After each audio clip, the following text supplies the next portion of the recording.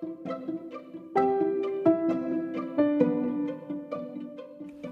is the Milo Sweet Podcast, where you'll learn to get unstuck. Start now. Conquer life's challenges by learning to do difficult.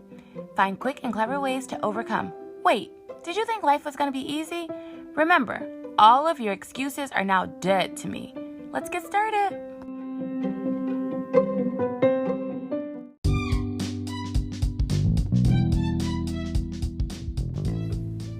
Guess what time it is? It's time for you to hit the subscribe button and find just 1% that you think will benefit from this.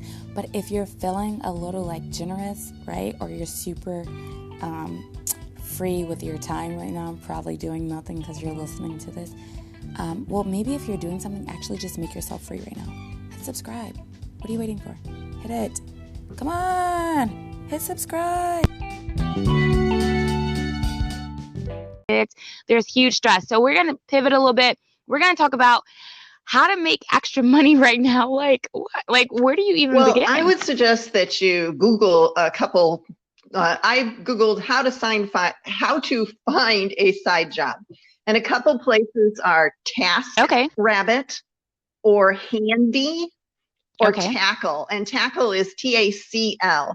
My son has actually used Tackle, and it's shut down right now in the crisis, but he was getting connected with different things like hauling things in his truck for people, or cleaning houses, or pet sitting, dog walking. You can do a lot of different things, mowing lawns, being an organizer. How about a tutor? A lot of people are teaching English on Zoom to kids in other countries.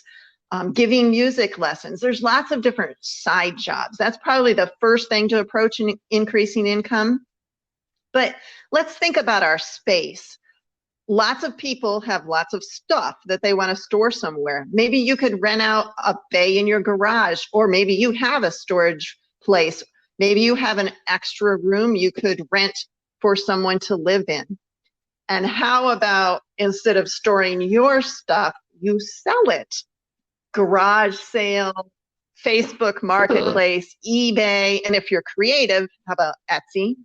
My son actually sells his homeschool books at the end of every year on eBay, and we tell him he gets to keep the money for his college fund. So that's a way that he's selling things. I thought this was interesting. Put an ad on your car. You can just Google that, and you could advertise for someone else, and they'll pay you to do that. And then, have you ever heard of unclaimed property? I have heard of that, yes. At first I thought you said unclaimed. I'm like, no, I know what you're talking about. Go ahead. So go unclaimed, to yes. Every state that you've ever lived in and search on their unclaimed property website. I actually found a refund from a utility company and a medical practice. Who knew? I didn't even know that I had overpaid them. And I just filled out a couple forms, sent them in, and I got a couple $100 sent to me. So that may be a way that you can get some income. Those are all great ways. I've done the unclaimed property thing, which I didn't think was real at first, because it just seemed kind of scammy. But my mom was the one who told me about it. And I got $84. I was like, I don't mind that. I didn't get a couple $100, but I also think like any money that is owed to you, I want it, and I want it now. I wanted it yesterday. Yeah. So please and thank you. I think those are really, really great ideas. Now, what do you think, this is not a planned question, but what do you think can help people overcome the budget word? Like, I find that I hear people have a way with this word. Like, I hear some wealth financial analysts or coaches say that we don't use the word budget. Then I hear certain people say you don't need a budget. I've heard people say I have too much money for a budget, which, but how can people get over the hurdle of the word budget? Some people believe that that's a dirty word, but it really is it's just a plan. And no matter how much money you have or how little money you have, you need a budget. You need to give every dollar a name before you spend it. And when you write that on a piece of paper or you use the Every Dollar budgeting app, you are putting it in concrete in a way. Of course, things are going to come up and you may have to move from one line item to the other, but you still only have that certain dollar to spend. And even if you have lots of money, well, wouldn't that be such a joy to be able to put a line item in there that says, for some need that I find in someone else this month, and put a couple thousand or 10,000 in there? Wouldn't that be a joy?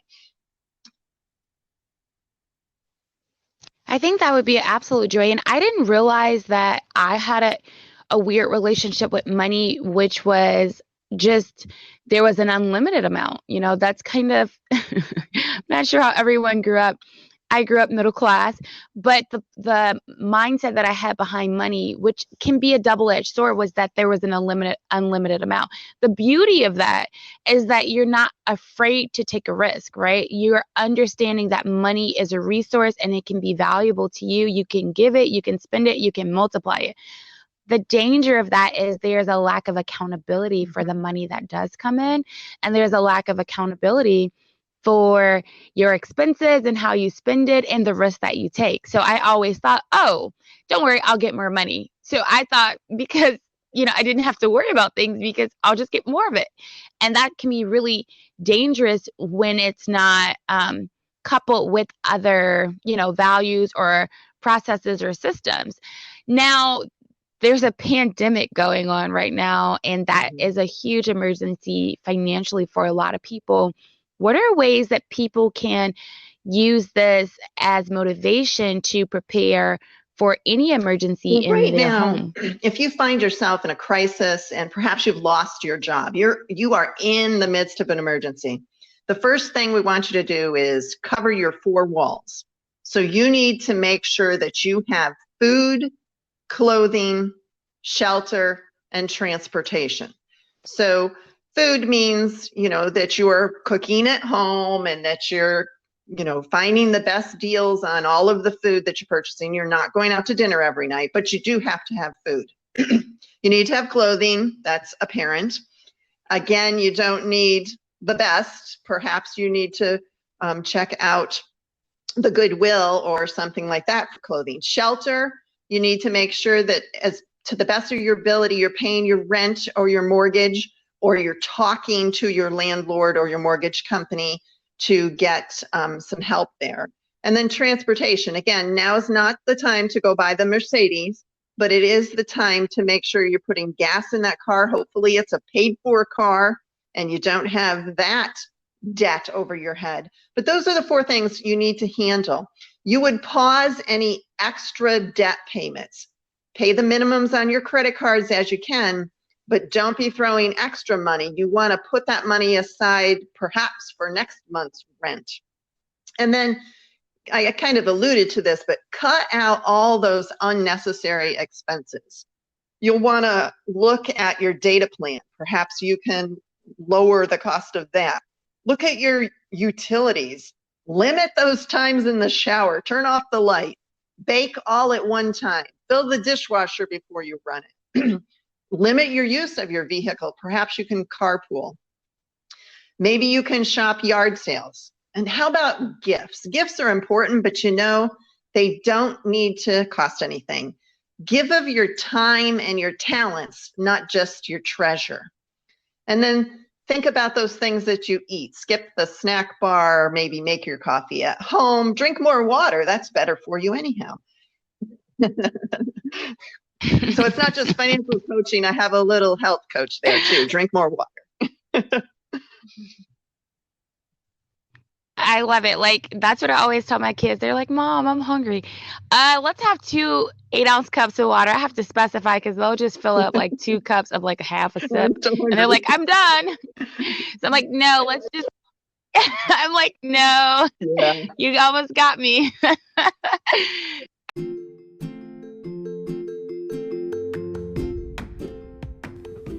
All right, that's another episode in the books.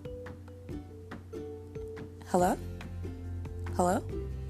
I said it's over. Why are you still listening? Seriously, the episode is over. if you're still listening right now, you know what? You're probably a chronic procrastinator. Guess what? I'm still listening too. Come on, for real, seriously. We gotta go do something productive. No, like for real. No, for real, for real. Okay, you can keep listening.